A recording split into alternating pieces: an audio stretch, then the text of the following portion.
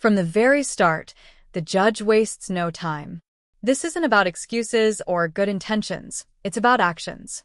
Laying hands on loved ones isn't care. It's violence. The courtroom tone is set. Zero tolerance. Wasn't my intention. No, I don't want to talk about your intention because you're here. And the reason why you're here is because you cannot keep your hands off of people that you claim that you love. All right, the court is calling. In probation terms, violation 14G is crystal clear. Failure to finish a court-ordered program. In plain words, he was supposed to complete a class designed to stop abusive cycles. He didn't. 2019 CR 9039 versus James Arlington Cole. Can I have parties announced? For the defense? Michael DeLeon for Mr. Cole. Ashley Jones for the state. Apologize, Judge. Hill for Mr. Cole. All right. And are you Mr. Cole? Yes, ma'am. All right. Did you review the document entitled Motion to Enter Adjudication of Guilt and Revoke Community Supervision with your attorney? Did you understand it? Yes, ma'am. Are you the same James Arlington Cole who was placed on deferred adjudication in 2019 CR 9039 for the offense of aggravated assault with a deadly weapon on February 12, 2024 for a period of 6 years? Is that you? Yes, ma'am. All right, state. Violation condition number 4. Oh, and I'm sorry, could you announce for the record? Rick Pena for the state of Texas. My apologies. All right, you may proceed. Violation of condition number. By admitting this violation, Cole isn't just accepting fault. He's opening himself up to a possible 20-year prison sentence. One word, true, could cost him 2 decades. 14G, on or about the 31st day of May 2025 in Bexar and or Harris County, Texas, the defendant, James Arlington Cole, did then and there fail to attend, comply with all rules, regulations, instructions, and financial agreements as directed by the court and or supervision officer and or the head of or authorized personnel of the following counseling education program, state accredited battering intervention and prevention program in a violation of condition number 14G. How do you plead to that, true or not true? True. Your Honor, I had. Just one moment. Judge, we're gonna be doing true with an explanation. All right. So with regards to the other violations, State will waive the other 2 violations, Your Honor. any objections? No objection. Did you understand by pleading true to violation of 14G, the court could find Defense tries to soften the blow, arguing Cole completed most of the program. But the detail is damning. He was removed for not paying. The bigger question becomes, is justice measured by effort or by full compliance? find it true, grant the motion, find you guilty, and sentence you up to 20 years in prison and up to $10,000 fine? Yes, ma'am. Knowing that, do you still wish to plead true to violation 14G? Yes, ma'am. Court will find 14G true. Is there proposed agreement? There is not, Your Honor. Both sides are going to go open to the court with our recommendations. All right, state, what are you recommending? To revoke the defendant's probation, adjudicated guilty, and sentence the defendant to 6 years TDC. All right, and defense? Judge, Do you have witnesses or? no witnesses, Your Honor, just argument. All right, what are you We're requesting? going to be requesting for Mr. Cole to be placed back on deferred adjudication, and we like to explain what was going on with the MTR. All right. Let me hear And, explanations. let me explain. First of all, on the BIP program, his deferred was transferred to Harris County. That's where he's from. He completed a lot. The judge isn't convinced full revocation is fair. 11 out of 12 sessions show effort. Money, or the lack of it, shouldn't decide whether a man goes to prison. BIP program over there. He was exited from the program because he didn't make his payment for the BIP program. Our best estimate is that he completed maybe almost 90%. He was talking about graduation. So here's my question. Mhm. Do we have proof that he was exited from the program for non-payment? No, you can lower your hand. So here's the thing. Let me explain something to you. You're saying I was exited from the program because I was unable to pay. Okay. Your client, your attorney saying he was exited from the program because my client told me he was unable to play. It's like, where's the proof? Can I speak, Your Honor? Well, let me just be clear. So is this for failure to pay? That's what That being is, said? that is our understanding, Judge. I don't know if probation has any more information beyond that, given the fact that this case. Well, let's call probation in Harris County. Okay. And let's see if they'll zoom in. And if this is about payment, then we'll see what's going on. We can find out. All right? That'll be fine. Okay, Judge. Yes. We have barter support from the VIT program. And on this barter support dated June the 4th of 2024, for the month of May 2024, it indicates the attendance 11 of 12 sessions. And at the bottom of the report, it indicates that there is an outstanding balance.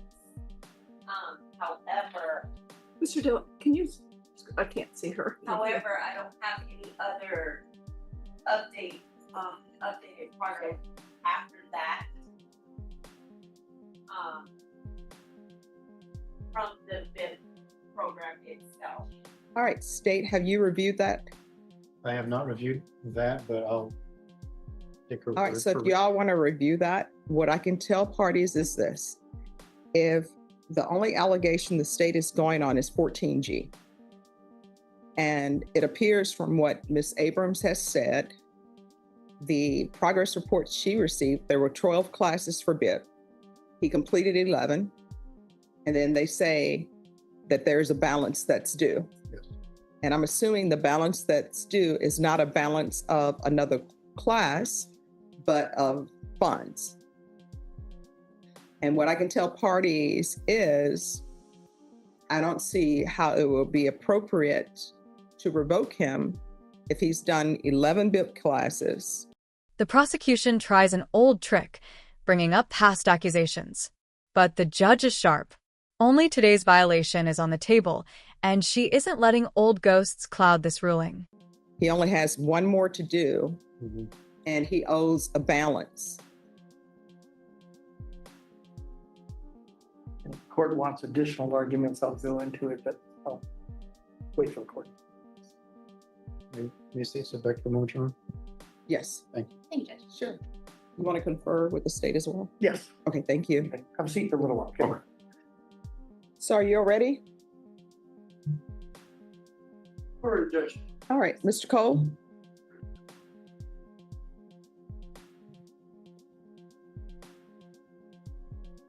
Is there anything else? I have an argument if I could make it before you make a ruling, if that's okay. Yes. Reason why I say This is probation's fragility in action.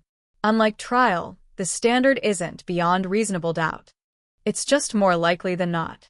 A single misstep, even small, can tip the scales. his recommendation is what it is because he is on probation for a 2018 offense of aggravated assault with a deadly weapon. 3 years later, he picks up a misdemeanor assault, bodily injury married co-head, which unfortunately we could not go forward because that victim was uncooperative, but it was a different victim. All right, so I will listen to what you have to say, but let me explain something to everybody. Yes. You all are only going on 14G. And that's the only thing that I have before the court. Now, I see the motion to revoke, and I see there is a violation of number 1. There's a violation of 14U. But the only thing I've been presented with is a violation of 14G. Yes, Your Honor. And he's on deferred adjudication. And 14G, and if there's a disagreement on the facts that I've been given, let me know. The facts that have been given to me about 14G is he didn't complete his battering intervention and prevention program. There were 12 classes. He did 11. They kicked him out of the program because he didn't have money, and they're waiting for the balance. And then I guess he can take the final 12. That's what I'm dealing with. If people want to go on other violations, I'm willing to hear that. But you all have just gone on 14G. And what I have on 14G I don't, well, it would not be appropriate to revoke someone who's done 11 of the classes. They only have one remaining. And the reason why they didn't do that one is because they didn't have money to pay for it. Now, if somebody wants to present some information to me that he could have paid for it, he just chose not to. He won the lottery. He chose not to use it for that. He chose to do something else. I'll hear that, but I'm just here for 14G. And Judge, he did not win the lottery. In addition, Judge, he was doing really well the past year and a half. This is his first MTR. He's on deferred. He's employed. He has a CDL. He's a truck driver. He hasn't tested positive for any substances. He's tested all the time and come up negative. If you test him today, Judge, just in case there was any doubt, he would come out negative. He's been in jail in custody for about 30 days already.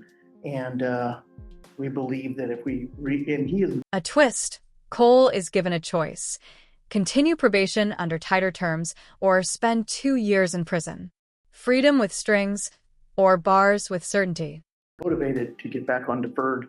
If you place him back on deferred, Judge, he's going to do anything the court wants him to do. If you want him to do the BIP course all over again, he's more than willing to do it.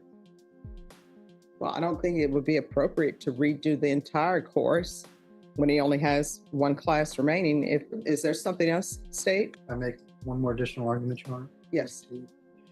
The violation of the BIP that Your Honor is aware of occurred over a year ago, and as Mr. De Leon said, his client is gainfully employed as a trucker, which I would assume pays well, and he's had a year in which to try and take care of that particular non-payment to the BIP issue and has failed to do so up to this point in time. Additionally, Your Honor, if Your Honor does not feel like revocation is appropriate, State would, and if Your Honor is considering continuing on probation, State would ask that Your Honor add a jail sanction to his probation that begins today.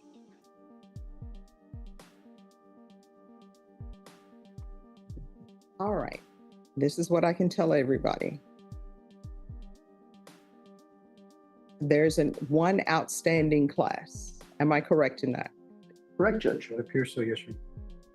And this motion to enter adjudication of guilt and revoke community supervision was filed on June 12th, 2025.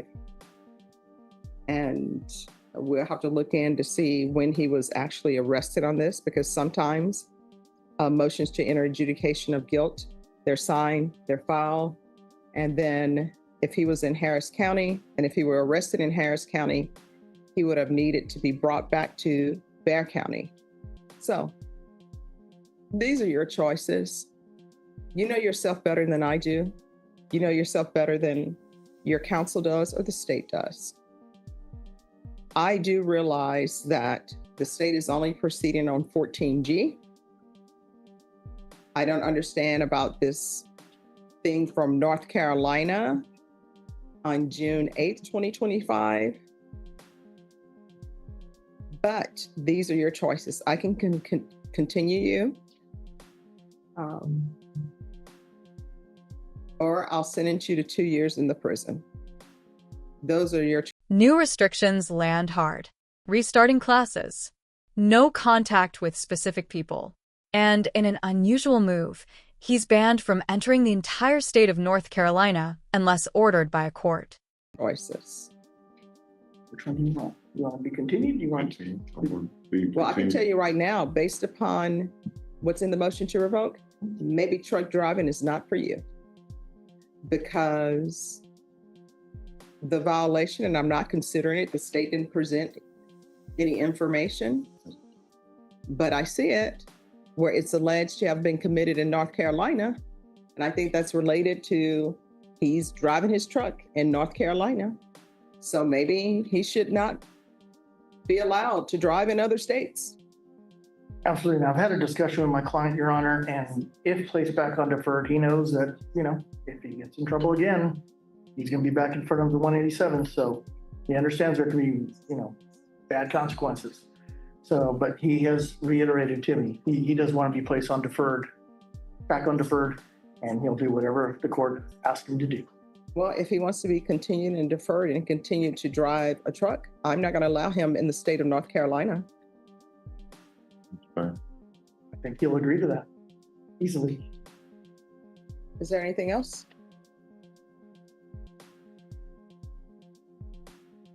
If Your Honor would, as you just mentioned, you can see it when you provide evidence of the number one, but just consider the fact that even after doing 11 of the 12 BIP courses, he picked up that number one. That's all I'm gonna say. Well, I don't know if that rises to the level of preponderance of the evidence, which is the standard of proof in motions to revoke. I don't know if that's something that rises to the level of proof beyond a reasonable doubt. If it's for a jury trial, I just see that there's something in North Carolina. I present this to Your Honor if Your Honor would be willing to look at it over Mr. De Leon's objection. Judge, I'm going to object to that because they waived the number one allegation. So that's something for the court not to consider. All right, that'll be sustained. Then comes the judge's rawest moment.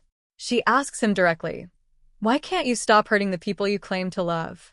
The courtroom becomes part cross-examination, part therapy session. So I'm to deny the motion, alternate amendment conditions.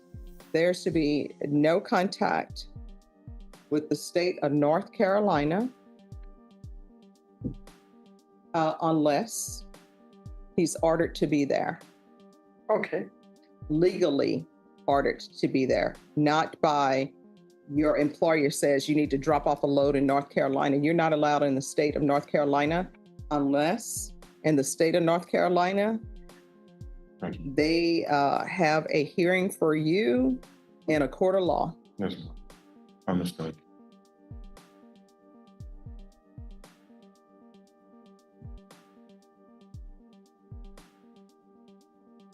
Is there any other conditions you request state?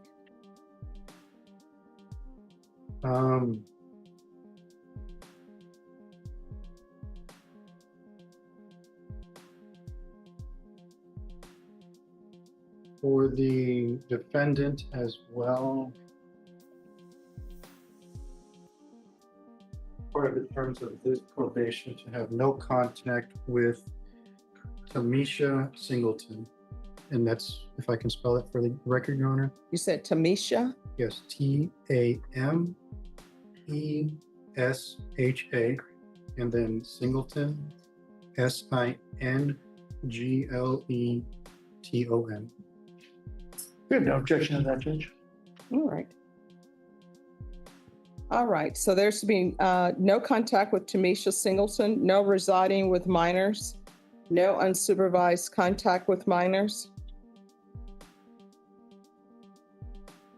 She warns him bluntly. Maybe prison is what you're looking for. Behind bars, fights are waiting. Out here, someone's brother, sister, or parent may deliver their own justice. And you're going to restart the BIP course. Yes, ma'am. And Ms. Abrams, that needs to be restarted within 15 days.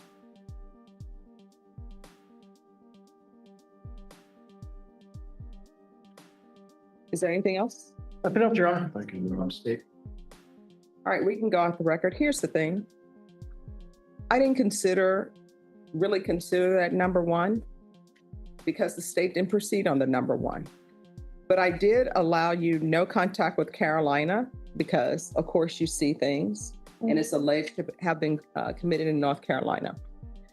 It appears that you are a person who should not be in a relationship because you don't know how to keep your hands to yourself.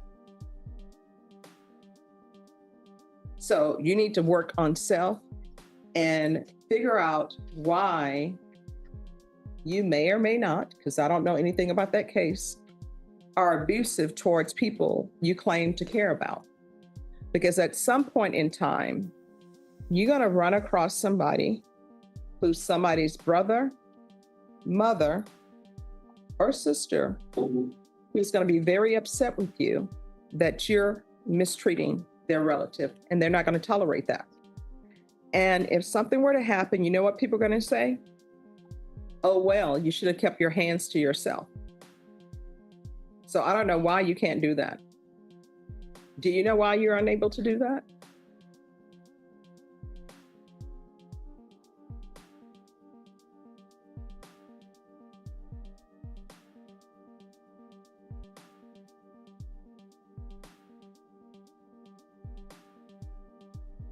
You know,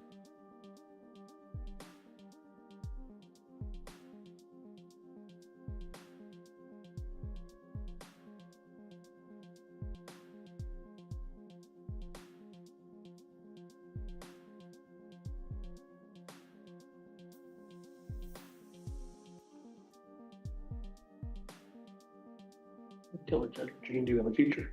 The judge goes beyond law, calling out patterns of toxic relationships and lowered standards. She calls him what he is, a walking red flag. Well, no, here's not what you're going to do. No, not what you're going to do in the future. Why can't you keep your hands to yourself? Why do you keep being abusive towards people you claim to care about or claim to love?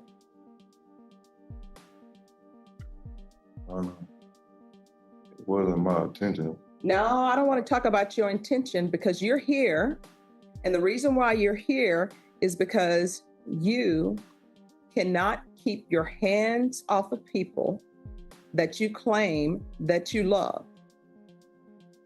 So I don't want this, it's not my intention, because it is your intention.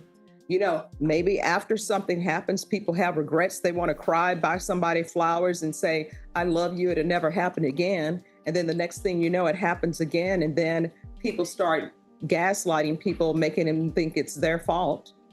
And then they're trying to walk on pins and needles to make sure that you're happy so you won't explode and act crazy and proceed in violence and not in love. So why are you doing this? I'm not doing it, like, No, you're here on deferred, that the state agreed for you to have deferred on an aggravated assault with a deadly weapon. That wasn't done in love. And then you have the North Carolina case, which I am not taking as true because nothing is presented. That's not done in love if something happened. So I don't know. Maybe you want to be in prison. And then if you go to prison, you know what will end up happening? And people think I have some control over what happens in the prison. I don't. If I were building a great prison, you know how I would build it? Each inmate at the prison would have their own room. And you know why? Because that would make it easier for the guards. You have your toilet in your room, your bed in your room. You can sleep, not to watch your back for other inmates who probably want to do you harm. So we are back to my question. Why do you continue to do this? Maybe you want to go to prison. No. And you can get into prison and you could probably end up fighting over there. Maybe you'll win some, maybe you'll lose some. So why are you doing this?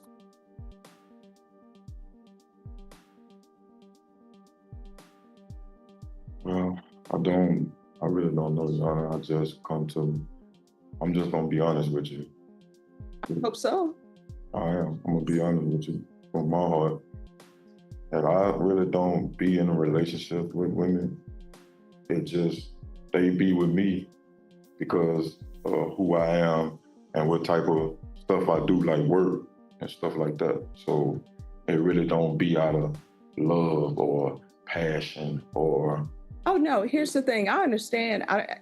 And I will tell you, I understand based upon cases that I've seen as a prosecutor and defense attorneys, Yes.